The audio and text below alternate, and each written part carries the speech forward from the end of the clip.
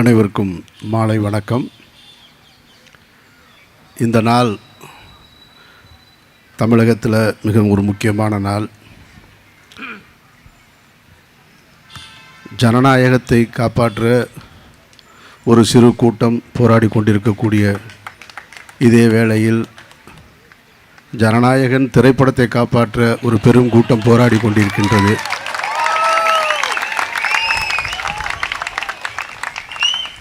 அந்த கூட்டம் இதைவிட பெரிய கூட்டமாக இருக்கலாம். ஆனால் இந்த கூட்டம் அவர்களை விட அறிவார்ந்த கூட்டம் என்பதை அவர்களுக்கு நான் சொல்லிக் கொள்கிறேன்.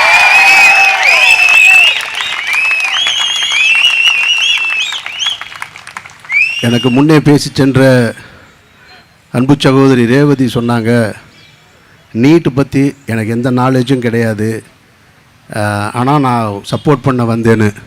கொண்டு வந்தவனுக்கு மட்டும் நாலேஜ் இருந்துச்சா என்ன? அவனுக்கு மட்டும் நாலேஜ் இருந்துச்சா? அவனுக்கும் நாலேஜ் இல்லை. நம்ம மக்கள் நல்லா இருக்கணுன்ற சிந்தனை இருந்தால் போதும். அந்த சிந்தனை தான் இங்கே எல்லாரையும் ஒன்று சேர்த்துருக்கிறதா நான் பார்க்குறேன். நான் 10 ஆண்டுகளாக போராடிக்கிட்டு இருக்கோம் இந்த நீட்டுக்கு எதிராக. நீட் வருவதற்கு முன்னாலேயே சென்னை ப்ரெஸ் கிளப்பில் நான், வெற்றிமாறன், இன்னும் சில எல்லாரும், திருமுருகன் காந்தி உள்ளிட்ட எல்லாரும் சேர்ந்து பேசணும். எங்கள் வீட்டு பிள்ளை நீட்டு இப்போ டாக்டருக்கு படிக்க போகிறதில்லடா, உங்கள் வீட்டு பிள்ளையே தான் படிக்க போகுது, நான்லாம் கடந்து வந்துட்டேன், நான் படிக்கலை அப்படின்னு அன்றைக்கு அந்த பத்திரிகையாளர்களை பார்த்து சொன்னோம். அடுத்த தலைமுறை பார்த்து சொன்னோம், உங்களுக்கு தான் சிக்கல் வரப்போகுதுன்னு. அதை யார் காது கொடுத்து கேட்டாங்கன்னு தெரில. அனிதாவின் மரணத்தில் தொடங்கின அந்த ஓலம் இன்றைக்கு வரைக்கும் நிற்கவே இல்லை.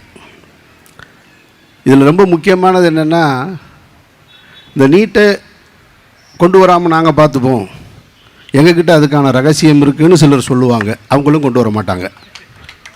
அவங்களும் ஆண்டு முடிச்சுட்டு போயிடுவாங்க. கடைசி வரைக்கும் அந்த ரகசியத்தை சொல்லவும் மாட்டாங்க. அந்த தடைக்கான வழியும் இல்லை. அனிதாவின் மரணத்திற்கு ஆதரவு கொடுப்பதற்காக வீட்டுக்கு சென்றவர்களும் இருப்பாங்க அதிகாரத்தில், அவங்களும் செய்ய மாட்டாங்க. இது ரொம்ப முக்கியமாக கவனிக்கணும். நீங்கள் இந்த ஆட்சியாளர்கள் இந்த நீட்டுக்கு எதிராக ஒரு நிலையை கொண்டு வருவாங்க அப்படின்னு நம்பிக்கிட்டு இருக்கிறது அது ஒரு ஏமாற்று வேலை. அது எந்த அரசும் செய்யாது, எந்த கட்சியும் செய்யாதுன்றதில் நான் ஆழமாக நம்புகிறேன். நான் இவர்கள் உண்மையிலேயே நீட்டுக்கு எதிரான போராட்டம், இன்றைக்கு டெல்லியில் போராடி கொண்டிருக்கக்கூடிய மாணவர்களுக்கு எதிராக ஆதரவாக நிற்கணும்னு நினச்சா, தமிழ்நாட்டில் அதிகாரத்துக்கு வரணும்னு நினச்சிக்கிட்டு இருக்கிற கட்சியும் வந்த கட்சியும் அத்தனை பேரும் ஒன்று சேர்ந்தால் முடியும். ஆனால் அவங்க செய்ய மாட்டாங்க. நீங்கள் அவங்கள பூரா ஒவ்வொரு கட்சிக்காரனும் இப்போ கேட்டிங்கன்னா அவங்க சொல்லுவாங்க, எங்கள் கட்சியில் 1.5 கோடி தொண்டன் இருக்கான், எங்கள் கட்சியில் 2 கோடி தொண்டன் இருக்கான், எங்ககிட்ட வாக்கு 1.5 கோடி 1.25 கோடி வாக்கு இருக்குது, எங்ககிட்ட 50 லட்சம் வாக்கு இருக்குது, நாங்கள் 80 லட்சம் வாக்கு வாங்கியிருக்கோம். எங்கே உங்கள் உறுப்பினர்கள்லாம் போனாங்க இப்போது? அப்போ நீங்கள் சொன்னால் கேட்பாங்கல்ல, அவங்க சொல்ல மாட்டாங்க. அவங்களுக்கு அரசியல் என்பது பிழைப்புவாதம். அதனால் அவங்க அதை தொடர்ச்சியாக செஞ்சுக்கிட்டே இருப்பாங்க அவங்க. ஆனால் இந்த அதிகாரத்தை எதிர்த்து ஒவ்வொரு முறையும் நின்று கொண்டிருப்பது உங்களை போன்ற நம்பிக்கை கொண்ட கூட்டம் மட்டும்தான். இந்த கூட்டம்தான் அவர்களை ஏற்றுக்கிட்டே இருக்கும். முன்னால் நான் வந்த பொழுது பேசி கொண்டிருந்த சகோதரர் ஜேம்ஸ் வசந்தன் சொன்னார், தமிழ்நாடு எப்போதுமே சிந்திக்கிற ஒரு கூட்டம்னு. அந்த பேரெல்லாம் போயிருச்சு, எங்களுக்கு வெளியே சொல்ல முடியலப்போ. இன்னமும் சொல்லி எங்கள் மூளையை நீங்கள் அப்படியே அதை மசாஜ் பண்ணிக்கிட்டே இருக்காதீங்க. அந்த கூட்டம்லாம் இல்லை, அது வேறு பக்கம் நிற்கிது. அப்படி போய் திரும்பி போனீங்கன்னா ஒரு தேட்டர் இருக்கும், அங்கே நிற்கிது, இங்கே இல்லை.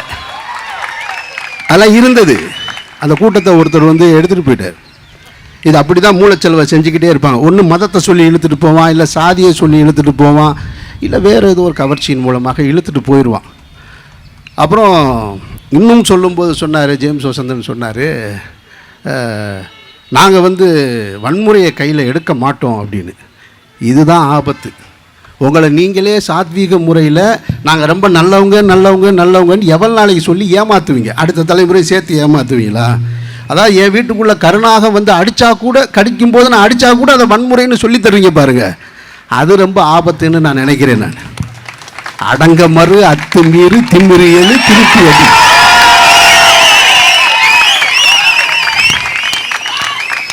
நாங்கள் ரொம்ப நல்லவங்க. நாங்கள் நல்லவங்கெல்லாம் கிடையாது, நாங்கள் நல்லவங்களுக்கு நல்லவங்க. போராட்ட காலத்தில் எங்களை விட போராடுவதற்கு யாரும் கிடையாது.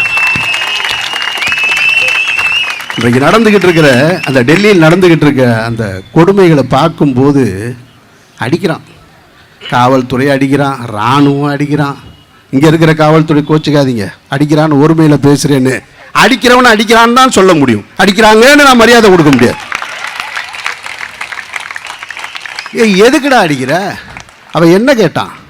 அவன் கலவரக்காரனா? அவன் தீவிரவாதம் செய்ய வந்தானா? அவன் என்ன எதுக்கு வந்தான்? அவனுடைய உரிமையை கேட்டு வர்றான். உங்கள் வீட்டில் யாரும் பிள்ளையெல்லாம் படிக்கலையா? உங்கள் சொந்தக்காரன் யாருமே படிக்கிறது இல்லையா? நீ படித்து வரலையா?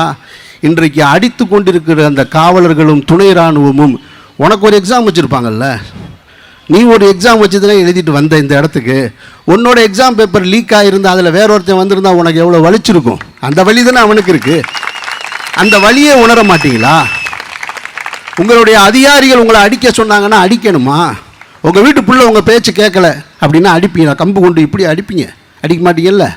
இப்போ யார் பெற்ற பிள்ளையோ நினச்சி அடிக்கிறிய, ஓம் பிள்ளை இன்னொரு இடத்துல இருக்கு, அதை பற்றி கொஞ்சமாவது யோசிக்க வேணாமா? எதுக்கு அடிக்கிற? ரத்தம் வர்ற அளவுக்கு அடிக்கிற, கேவலமாக நடந்துக்கிறீங்க.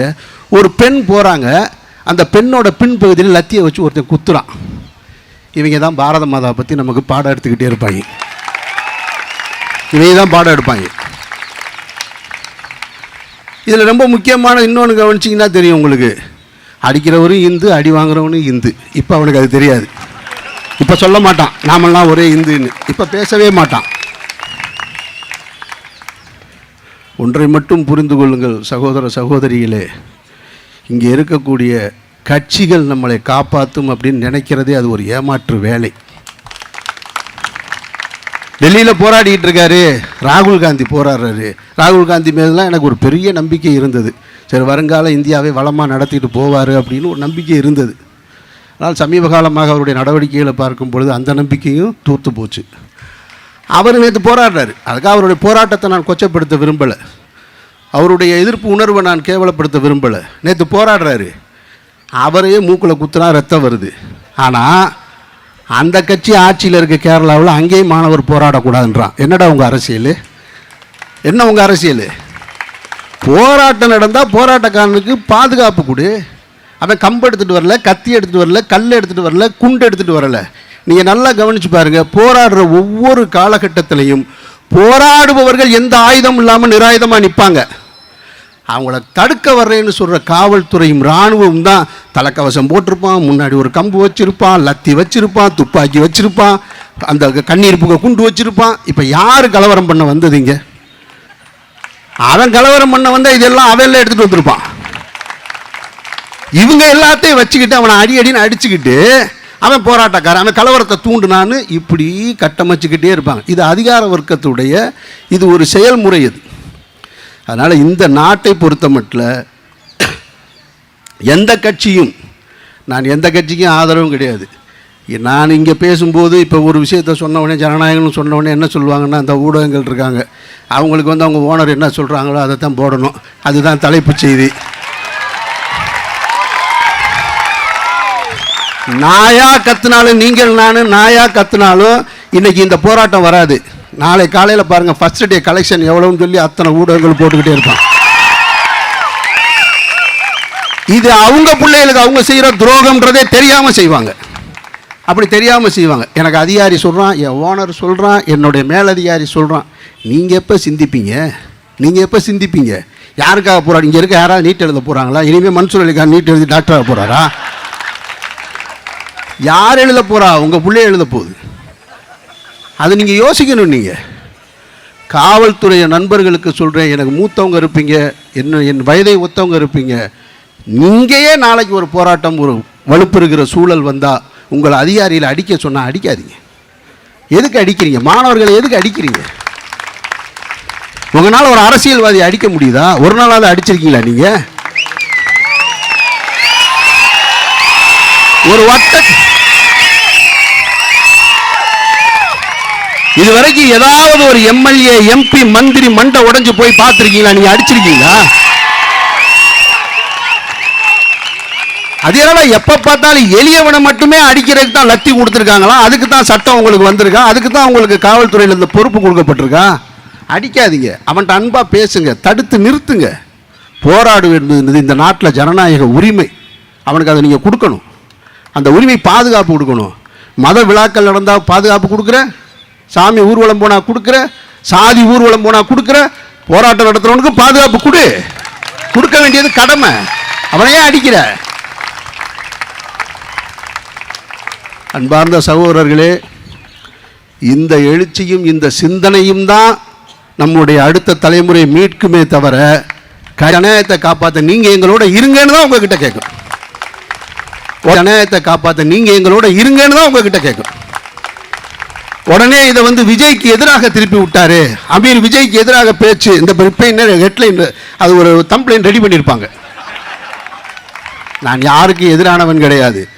அராஜகம் செய்கின்ற, அநீதி செய்கின்ற அரசுக்கு என்றைக்குமே எதிரானவன், மக்களுக்கு ஆதரவானவன். அந்த அடிப்படையில் தான் இந்த கூட்டத்தில் கலந்துருக்கேன். வாழ்த்துக்கள். இதை நடத்தின அத்தனை சகோதரர்களுக்கும் ஜெய் பீம், அல்லாஹு அக்பர்.